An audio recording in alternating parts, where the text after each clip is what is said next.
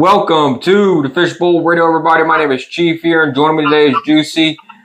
What can we say? But congratulations to LSU women's basketball team.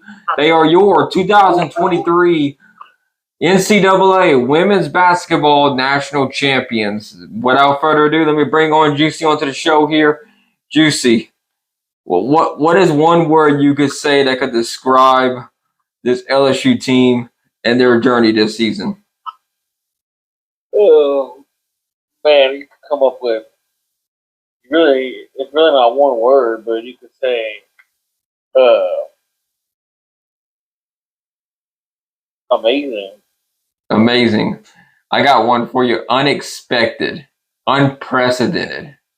Those are two words that come to my mind. And speaking of one word, unprecedented would be my first choice because this is their first ever national championship in men or women's basketball even played. A lot of records were broken tonight. Most points scored in a national championship game for LSU. This team is going to be forever immortalized in LSU lore. Kim Mulkey won her fourth national championship as a coach. She won 3 at Baylor before coming to LSU. There was a lot going on tonight. LSU three-point shooting in that first half toward that second quarter was, I think, really the big thing that launched them to win in the game because that really they shot the place apart, basically. Well, they couldn't have picked a better night knockdown threes. Yeah, that was way above the normal average and stuff for LSU. That was something that we didn't expect. I expected LSU to go down the post and try to make it a 2-point game and try to put pressure on Clark. Maybe force 3-point shots from her. Wait, what did you see? That was probably part of their game plan was to shoot threes because Iowa shoots a lot of threes too. Well, yeah, they knew they had to make it. That was one thing they're going to have to do here. So, without further ado, here we need to kind of I was surprised Iowa beat South Carolina. It was such a quick turnaround. I know me and you, when we made the tournament picks and stuff, I thought South Carolina was going to be a national championship. I thought it would be an LSU South Carolina game. It didn't come out to be that way. I thought LSU would end up in Elite Eight and then lose out there. But they surprised me. I think Elite Eight would be a still good finish anyway. Kim Mulkey really, I thought whenever this game was coming up that LSU was going to win because Kim Mulkey been in this situation before, and Iowa's head coach hasn't been in that situation before. That was her first one, and this was her fourth one going into it. And I think that experience played a big role in how they played this game, and I think LSU came out kind of being careless ball handling at first. You got them to settle down, and then they took care of business after that. So I think that was a big part of the game there, dumping it inside. Iowa didn't have an answer there. There was one thing that I didn't care for, and it was the refs. The refs were very bad for both teams. No matter how you slice it, they became a storyline for it, and, analysts were talking about it after the game. What you thought about the refs, Juicy? Yeah, the refs definitely stole the show, but not in a good way. I have to agree. They made several very controversial calls, for sure. Some probably didn't need to be called, but called anyway. Both the coaches had a right to be mad and argue, have very good arguments against some of the calls.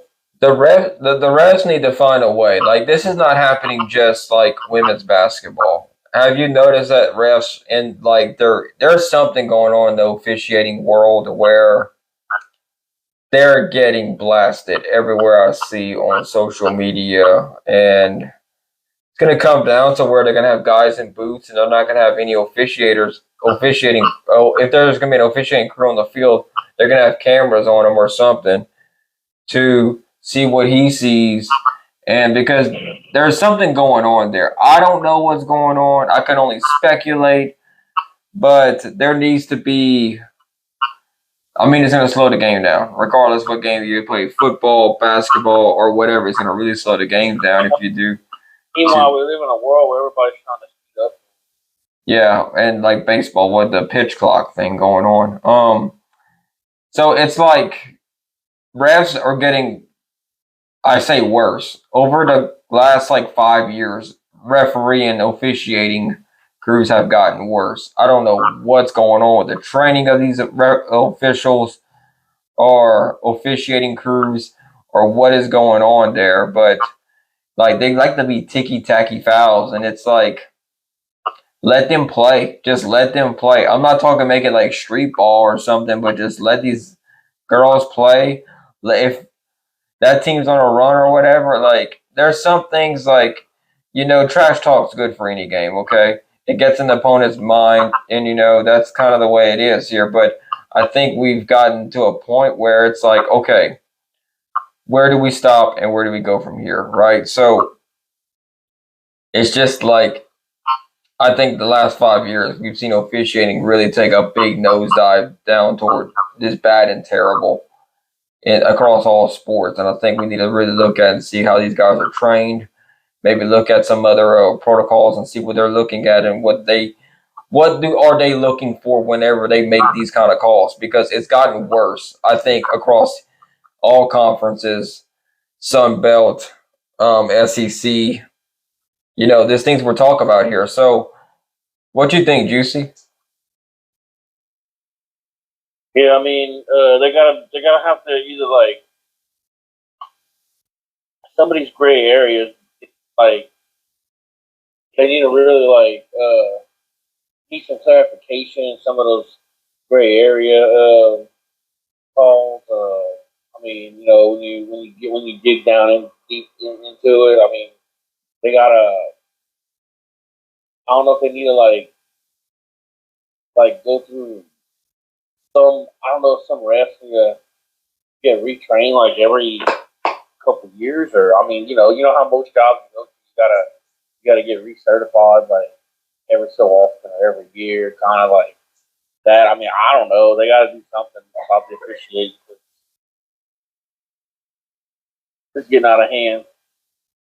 All right, so enough about officiating crews and stuff. Let's talk about the Louisiana Ragin Cajuns baseball team here. So they lost the series to App State. They lost, but they did win on Sunday, 6-0 over App State here. They had a really good sixth inning, a 4-run sixth inning due to a grand slam, which helped them, break out of a pitching duel there. Kind of surprised they lost to App State here. Like I said before on this podcast here, it looks like Saturday pitching didn't help. They give 8 runs. I don't care how you say it here. The Cajuns have the bats to win ball games, and whenever you give up 6 or more runs in a game, you're more than likely going to lose. You can't rely on the bats all the time. That's one thing here. But Cajuns do get a break. Tulane is not a really good team this year. They're 8-20, RPI 206. So the Cajuns should win this midweek game. Then they take on Marshall here. Now, Marshall's RPI is 95, 13-12. Cajuns RPI quadrant records look like 1-3 in quadrant 1, 3-3 in quadrant 2, 1-0 in quadrant 3, 14-3 in quadrant 4. Marshall falls in that 3-3 category here. So if you're looking at live RPI, they're at 88. Live has got them at 54. We don't know if that's really going to be the case. Cajuns' strength of schedule is 130. I had higher hopes for the Cajuns, but based on who they won against and lost against, I mean, their schedule's been kind of on the weaker side with the wins and stuff. So I think the Cajuns, they're gonna be on the road. I think they'll take 2 or 3 against Marshall though. They start their series on Thursday because we have Easter Sunday coming up. That's why it's being pushed to Thursday, Friday, and Saturday. But Tuesday at 7:00 they are playing Tulane. So I got them beating Tulane. Give me a Friday win against Marshall. Friday win against Marshall. That makes sense. And a Saturday win against Marshall. But I say they'll drop the first game to Marshall. What you think, Juicy? Well, to add on what you're saying though, for UL, the pitch is just gotta get better, but that's the main thing. But schedule wise, I think they'll be playing, and I'll give them 2 out of 3 against Marshall. Yeah, let's look a little bit deeper into these stats here, right? So these are the current stats in Division One baseball here. Numbers never lie. So, like if you're looking through, we're gonna look at team stats. So I think we need to look at this here and see what the problem is for the Cajuns. All right, let's look at fielding percentage. Would be a very good one for teams here to look at, and I would say let's walks allowed, win loss. Let's see, strikeouts per 9, strikeout to walk ratio, shutout, scoring, runs. I'm going to do fielding percentage because I think that'd be a very important one to kind of look at here. LSU's #1 in fielding percentage. That's a good one for the Tigers. Looking, so Cajuns are not in the top 50. Fielding percentage is very important. Extremely important. Shows you how many opportunities slipped away from the infield. So yeah, Cajuns are 69th in fielding percentage. So I wonder if he'll give me like like rankings, like where they're at, like all over the place. It'd be kind of nice if they did do that. No, just give me like, here's the school here. So let's go back here. And what's another stat you kind of want to know, Juicy? They got base on balls, batting average, doubles, earned run average, ERA. This is going to be one that I think LSU 6th in the whole entire country in that. The Cajuns are 44th as a team. You see, like, they'll be good against, like, teams barely making a regional, right? So you're expecting them to beat Marshall. Your App State wasn't even higher than the Cajuns in this stat here, and they ended up, like,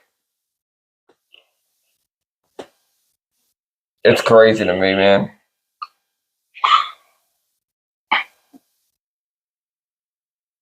Southern Miss is 75th. I expected them to be higher this year. Campbell was 93rd. We'll just see where it goes. You know, that's just one thing that we're gonna have to look at and see what's gonna happen here. So, yeah, that's just.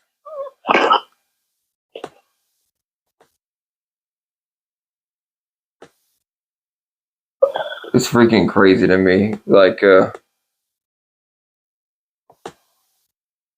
right, man. You're right. It's you know, whenever you get down to like when these really good teams play, are you going to step into the plate? I think the Cajuns will be 2-3 against Marshall, though. I think that's kind of one that like if you're not in the top like 30 in pitching, you need to really like look at your team and be like, okay, are we really doing a good job, or are we kind of like really struggling here? So you got to look at things here, and so we'll see what happens. You know, that's the thing.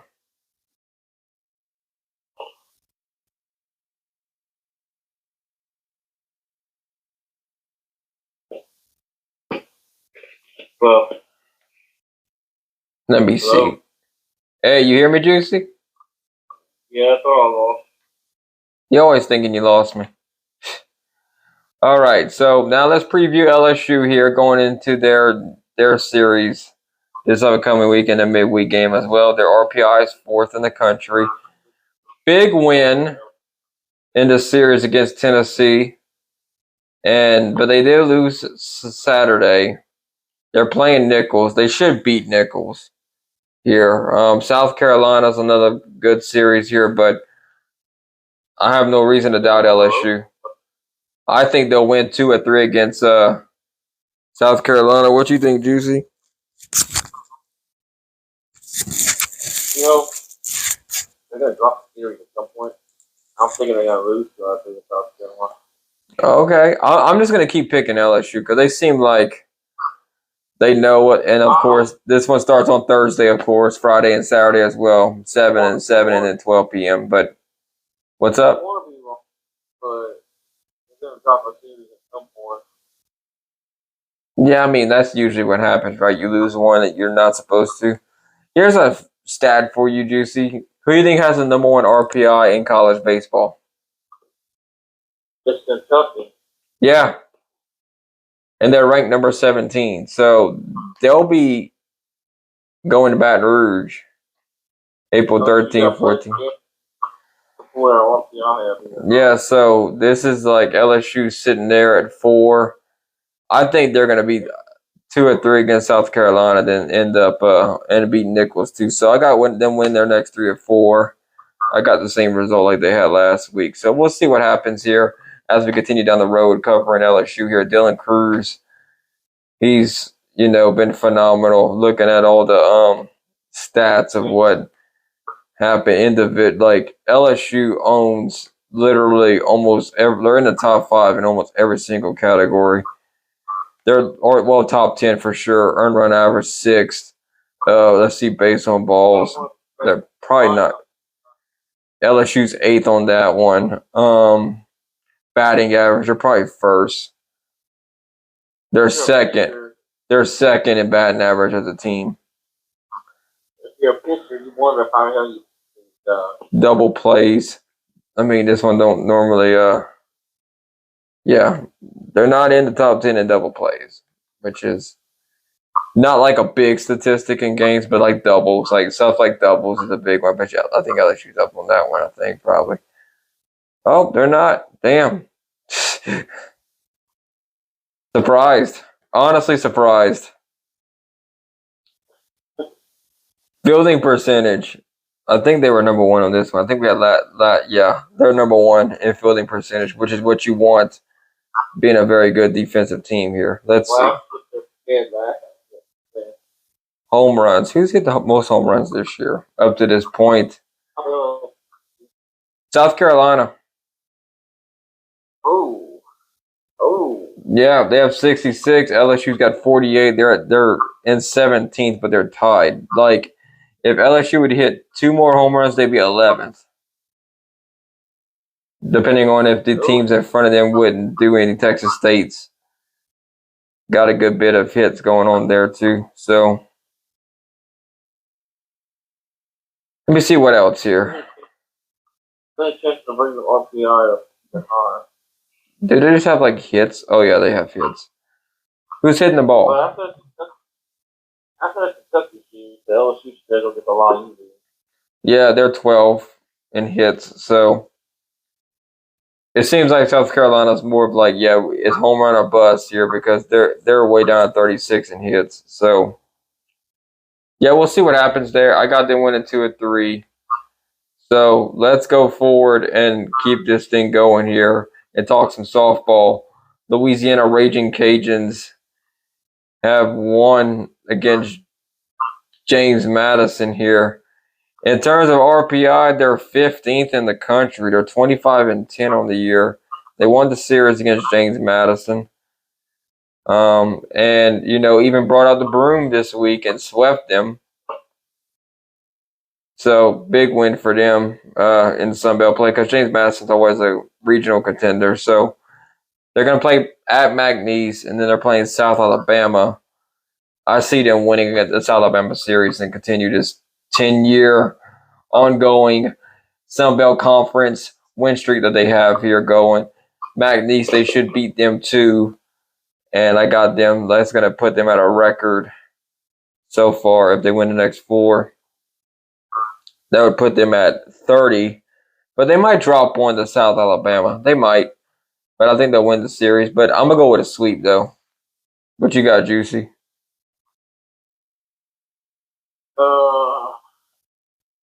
I think I'll agree with you. Yeah, go. You're going to go with a sweep as well? Yeah, I think I can agree with you. Well, if you're looking at so South Alabama's 52nd in RPI. They're 24 and 10 on the year. Their strength of schedule is 87. The Cajuns have the 10th toughest strength of schedule. Non-conference, they're 6th, and versus RPI teams. So, and they're 8-1 against the 51 through 100 RPI ranked team, and South Alabama falls in that category. So, a sweep is very likely. We're going to see what happens there, but as we get further along in the Ragin Cajun schedule here, they have a big date coming up here that I kind of want to see happen as we go through like further down the list here of looking at schedules and stuff. Like they have Baylor, then Texas A&M, then Texas State series. So like this is all great experience for the Cajuns here. They're gonna have. Let me see where Texas A&M's at in RPI because I'm kind of curious about that as well. For everybody else's. Yeah, they're 18th. Texas A&M's 18th in RPI. LSU's 5th. Cajuns might beat Texas A&M. They might. They did. The Cajuns did beat Florida. They might. It depends. Depends on how everything goes. I think it's on the road. Yeah, they might lose that one because on the road. They're playing Baylor too. That's another one. They're going to beat Baylor or Texas A&M. It's going to be one or the other one, so we'll see.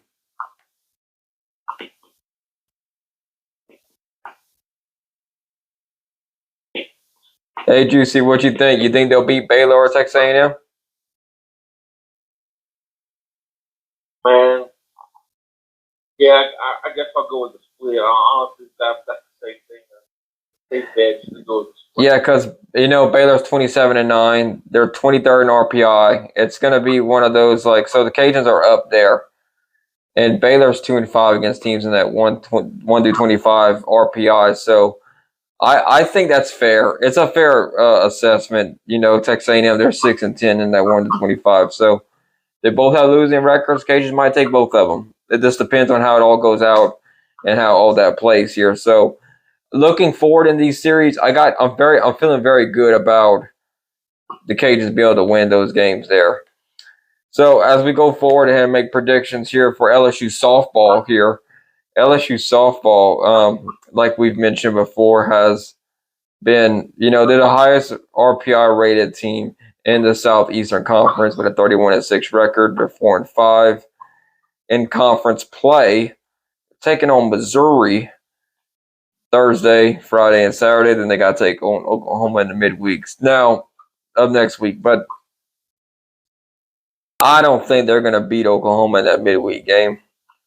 I got them sweeping Missouri. Missouri's not been very good this year. They're 2-13 in RPI against the 1 through 25. LSU's 5th. They should win that one. Missouri's 49th in RPI, but I think they're being helped up by their, I would say, strength of schedule being the SEC. They're 31st in SEC play. I mean, the conference, they're 90th in RPI, so out of the conference. So